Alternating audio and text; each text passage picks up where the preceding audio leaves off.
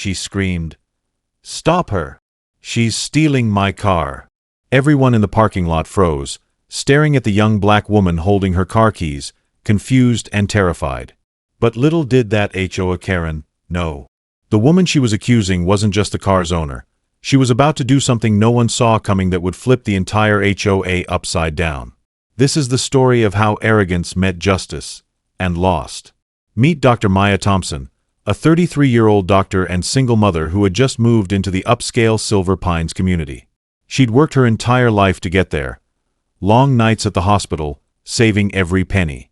Maya finally bought her dream house and her dream car, a shiny 2024 Tesla Model Y, jet black with custom plates that read DRMAYA.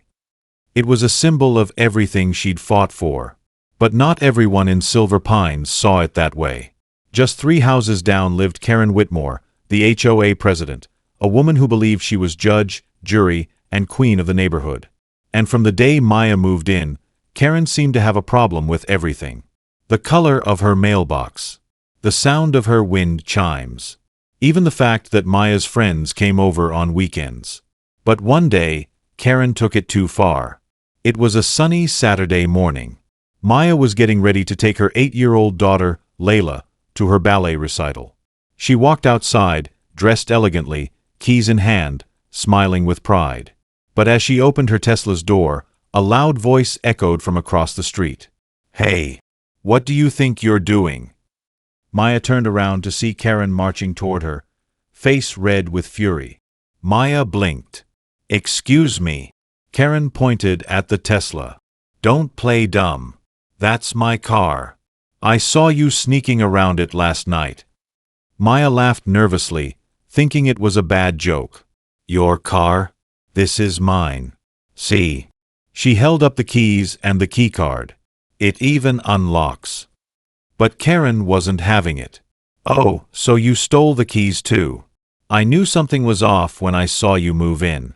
I told the HOA this would happen." By now, a few neighbors had come out to see the commotion. Karen started yelling louder. "She's stealing a car. Somebody call the police." Maya's heart dropped. Her daughter, standing beside her, began to cry. "Mommy, what's happening?" Before Maya could answer, Karen whipped out her phone and started dialing 911. Minutes later, 2 patrol cars pulled up, lights flashing. Maya's stomach twisted as officers stepped out.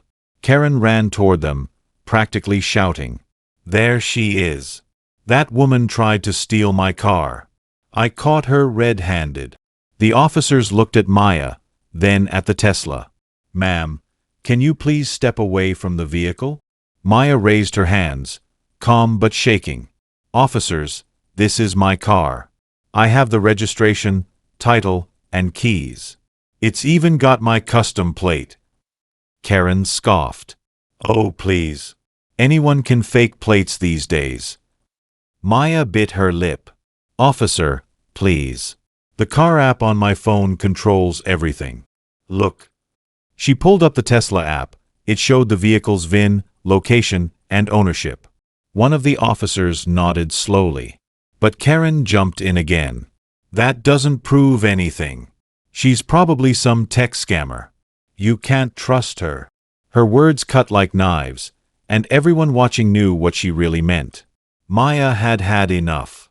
For weeks, Karen had harassed her.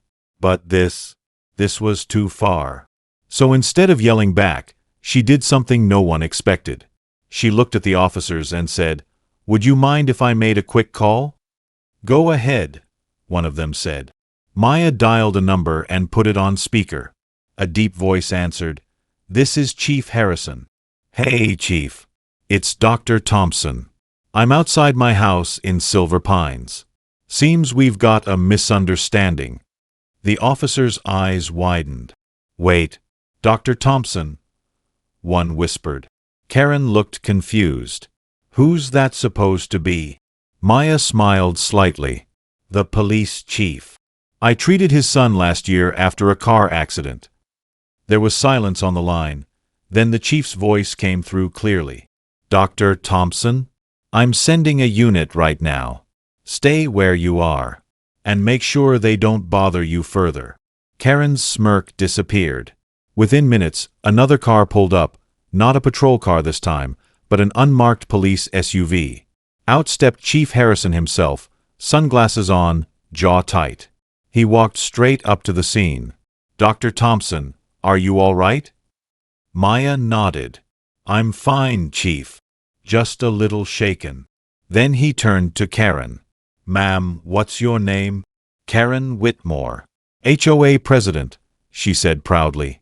The chief raised an eyebrow. "Well, President Whitmore, you just falsely accused a respected physician of grand theft auto, in front of witnesses, and wasted police resources." Karen's face went from red to white. I didn't know who she was." The chief's tone sharpened. "That's the problem, isn't it? You didn't bother to ask. You just assumed." He turned to the officers. "I think we're done here. Dr. Thompson, please accept our apologies." One officer nodded. "Of course, Chief." The chief added, "And Ms. Whitmore, expect a formal report from the HOA board. False reporting carries consequences." By the next HOA meeting, everyone in Silver Pines knew what had happened. Maya didn't even attend. She didn't need to. But Karen. She showed up looking like a ghost. The HOA members were furious. "You embarrassed the entire community," one said. "You can't just call the police every time you see someone you don't like," another added. Karen stammered. "I thought I was protecting the neighborhood." The HOA vice president cut in sharply. "You harassed a homeowner, endangered a child, and brought the police chief to our doorstep. You're done." They voted on the spot, and Karen was removed as HOA president. She tried to protest, but no one listened. A few weeks later, Karen nervously knocked on Maya's door.